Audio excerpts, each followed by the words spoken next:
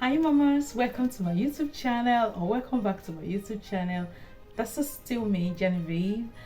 In today's video, I'll be sharing some of the questions that we are actually misconceptions from pregnant women, and I did my best to debunk most of them, but I decided to share them here so that join in the debunking. um, I know we may think that these questions are silly, but I don't really think any question is silly if you do not know the answer. So you are just asking to clear your doubts, and you'll be surprised with the level of exposition we have and education. There are things you will hear, and with undoubting proves, you will be left with no other choice but to believe. So some of these questions were asked by my pregnant women on antenatal days. Some of them I did my best to respond to them with common sense. Some I had to go back and really look at it again and think, is there something these people are trying to say here that I have no idea of? So I'm going to be bringing them here. Number 5 is very hilarious, so I'll just suggest you continue to watch till we get to the 5th one, so that you understand what I'm talking about. So let's quickly go into it, but first of all, go and subscribe and come back. We'll dive into it.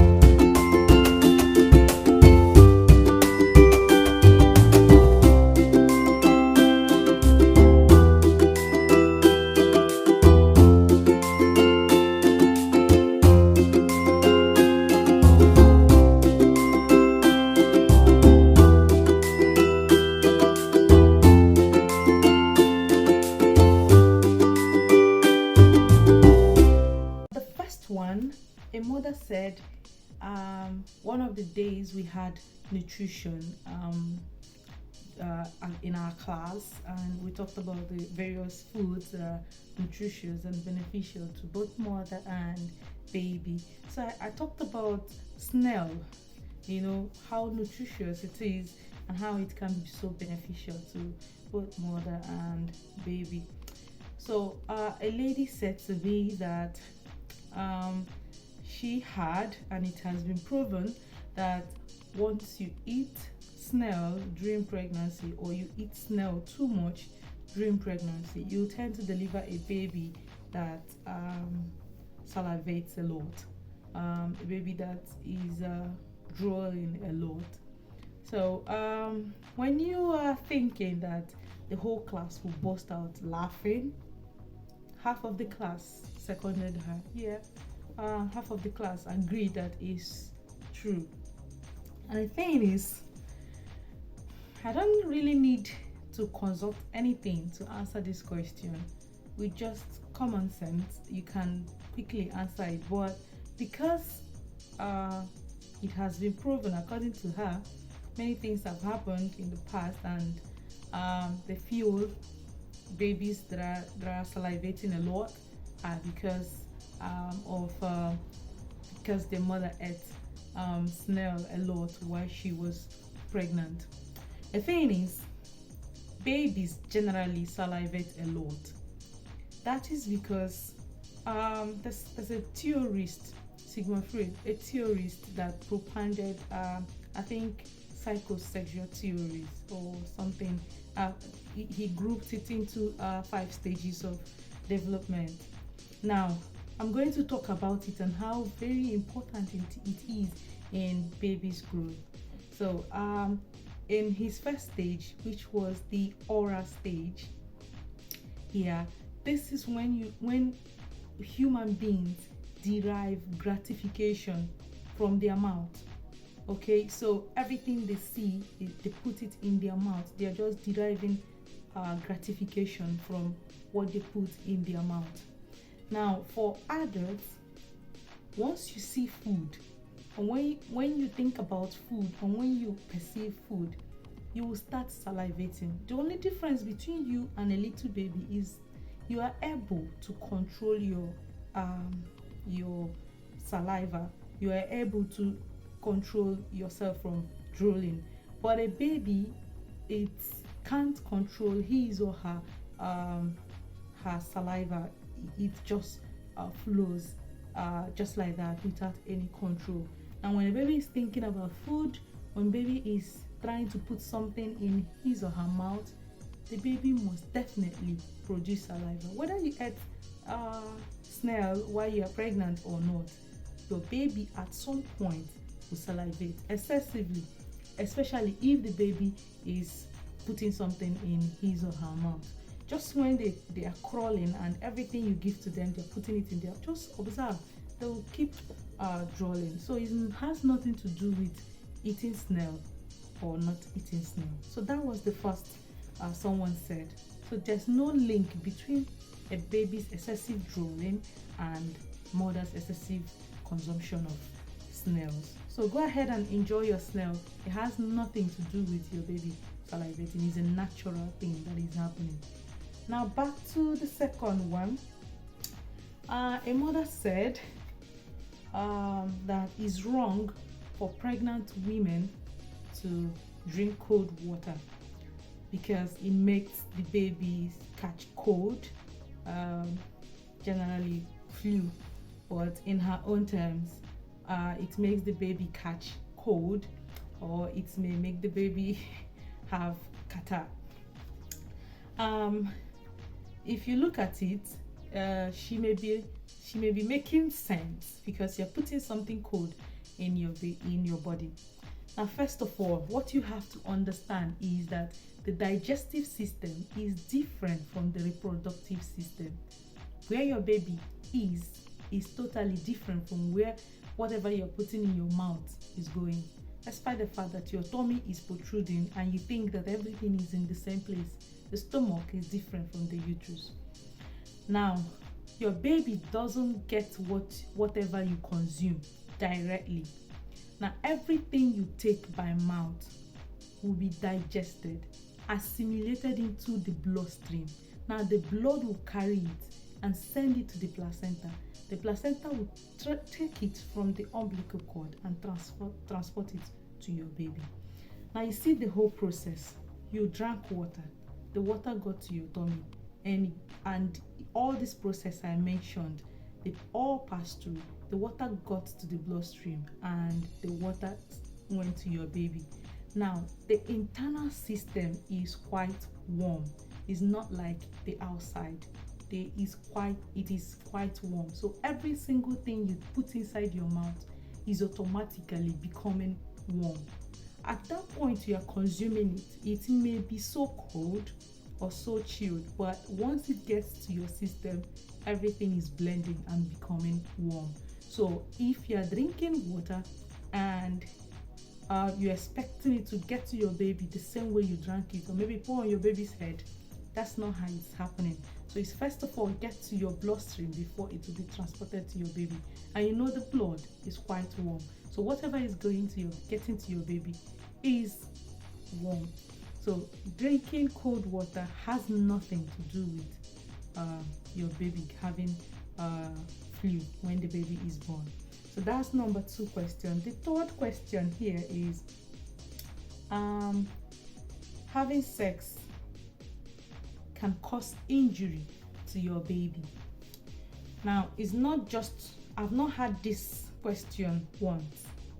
It's as if each set of the pregnant women, each set that I do have, somebody must definitely ask this question, especially when we talk about having sex during pregnancy and how important it is.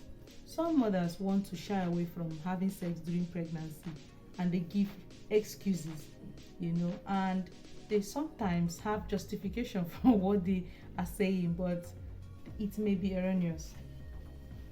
Now, once you get pregnant, there are lots of things that are happening.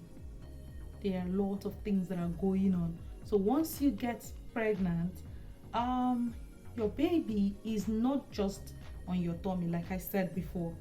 Your baby is in a sack. I've said this in other videos that I've been making. your baby is practically in a nylon, and we call it a sack. Now your baby is in this sack, and this sack is filled with water, and this sack is inside your womb. So it's not like your baby is just inside your womb, touching your womb. Your baby is swimming inside a pool of water in a sack. Now this sack is in your womb. Now your womb is a kind of now if you are tracing the anatomy of the female reproductive organ, just from the vagina where your husband penetrates, you get to the cervix, and then before you get to your womb. Now the cervix is just like the door to your womb. Once you get pregnant, this cervix is temporarily sealed. It's temporarily sealed, meaning that whatever that is inside your womb is not coming out, and whatever that is outside is not coming in. And this also helps for you not to contact infection that will get to your baby. Now once the baby starts descending, when you have reached time and the baby starts coming down, the baby's head will start pressing on this door, making it to expand. I've said it before when I was talking about signs of labor. I'll drop the link in this video. Now the baby's head will start pressing on this door, and it will be expanding. So this temporary sealed door will be forced to open, and it will just come out like something that looks like a mucoid. Now this is what we call show. When you come to the hospital and ask you, and you say you feel you are in labor, and we ask you, have you seen show? It means this door, that this temporary sealed door has opened and it has fallen off. That is what we're asking you. Have you seen that particular door, to know that labor is actually starting? So it's sealed, and your baby is cushioned in a sack with water filled in it, the amniotic fluid. So when you are meeting with your husband, no matter how long your husband's penis is, once he gets to that cervix, that's how far it can go. The cervix is just tight and sealed, sometimes like a pinhole, until it starts expanding during your labor. So your husband's thrust, inward and outward thrust, cannot get to your baby to injure your baby. I just feel I've made sense, but if it's not so clear, someone can just ask question in the comment section, and I will make a separate video for it. But I think I've talked about it in so many other videos. I'll drop a link of signs of labor so that you appreciate it more.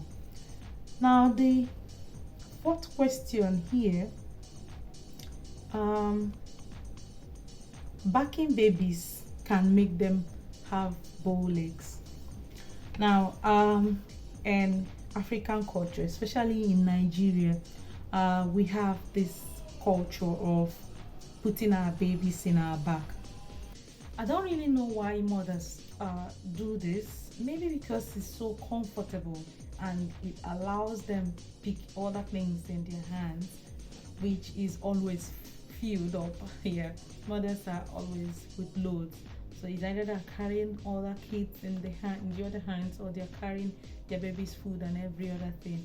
Before the invention of all the baby trolleys and all the rest of them, this was the way mothers carried their babies, and some are still doing that till date.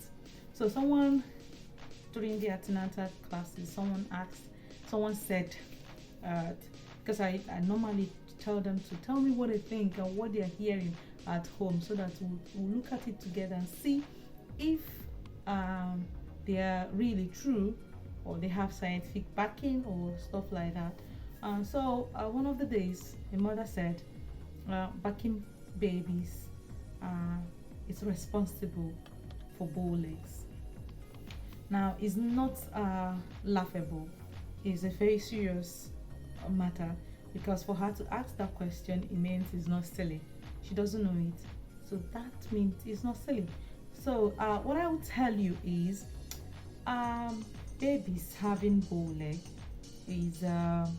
has nothing to do with backing them. That's the first thing you have to understand.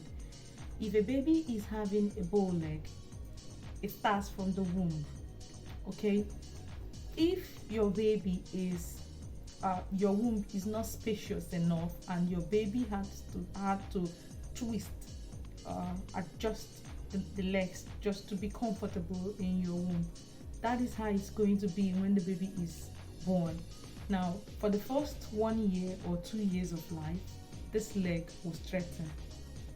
Now, but if it doesn't, then you know that there are underlying conditions like blunt disease, rickets, and the likes of it. Another thing is deficiency of vitamin D. And when you are pregnant, we'll give you lots of protein drugs. Each of them is playing their part. I will tell you to consume certain meals that are rich in vitamins. This is because they help in the proper formation and development of your baby in utero. Not because we want you to just eat something that is sweet and nutritious. We are saying it because we know the impact it has on your growing baby. Now, bow legs has nothing to do with being backed on the back. It has everything to do with formation of your baby's bone in your womb, because of the little space your baby is having in your womb, or how the baby is placed in your womb, which is not really serious, and it can clear within 2 years of the baby's life. And if it doesn't, then it has something serious it has an underlying illness. So maybe I'll make a separate video on it to tell you more about disease conditions that can make someone have a bow leg even later in their adulthood. So bow legs has nothing to do with you backing your baby. Now the fifth one is drinking concoction to change baby's sex. Don't laugh, it's not funny. When you get to antenatal clinics, you hear so many awkward statements and questions, and you wonder, where is this coming from? There's no point laughing. You have to really clear people's doubt with lots of evidences and scientific backends. If not, there's nothing you will say that the mother will listen. So you have to have serious proof, and sometimes they'll give you instances, they'll give you proofs of how it worked. In Lagos, the western part of Nigeria, we call this concoction, we call it abo. So there's a particular lady that delivers it to them. If you don't want to have a baby girl, you'll take that and your baby will automatically change to a baby boy, and vice versa. The thing is, there's no amount of concoction that will make your baby change to any other sex apart from what it is already. There are conditions, actually. If your baby ever changed from being a boy to being a girl, then it means that the person that did your ultrasound scan didn't give you the accurate result. Did not give you the accurate result. Sometimes somebody will be told that they are going to deliver a certain baby sex, and they end up delivering another sex, and it used to cause lots of problems. And I made it a thing of I made it compulsory for husbands to be in the labor ward whenever their wives are delivering, unless they don't want to be there. But the waiting room and the labor room are almost in the same place. So once the baby is born, you definitely know what your baby's sex is. So it has nothing to do with drinking concoction. I'll make another separate video for this particular topic. So these are the and other questions, but I just picked these 5 to talk to us. And if along the line I get more questions about all these misconceptions, I'll still bring them up to the video, to YouTube, and debunk all of them. But that is not to say that most of these things are not, some are not true. There are some that are actually true, because I've seen a mother suggest something for us before, something that I never heard of all through my years in midwifery school. But when she said it, and I researched about it, and I discovered that it has been in existence and in use for ages. So some of them are not actually bad, but loads of them are erroneous. So we'll keep debunking and keep making mothers aware of all these misconceptions and the proper practice. I hope you enjoyed this video, and I'll see you in the next time. For now, stay with my Lord. Bye.